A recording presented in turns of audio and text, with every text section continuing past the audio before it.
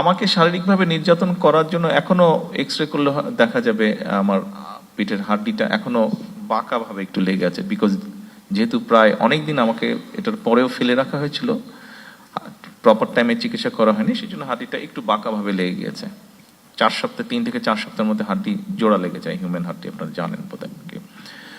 But আমি এখন যদি যারা এটার জন্য দায়ী, আমি যদি সেটা হয়তো সেটা করার আমার পক্ষে পসিবল, কিন্তু আমি যদি সেরকম করি, আমারটা কি জোড়া লাগবে হাড্ডি? বাট আমি এখনো যেই পেইনটা মাঝে মাঝে অনুভব করি, আমার কি সেই পেইনটা চলে যাবে, বন্ধ হয়ে যাবে অনুভব করা? তা তো হবে না। আমার মনে হয় সেই জন্য আমাদের একটা এই মাইন্ডসেট থেকে বেরিয়ে আসা উচিত। আমাদের চিন্তা করা উচিত, ঠিক আছে, আমাদের হাতে যখন,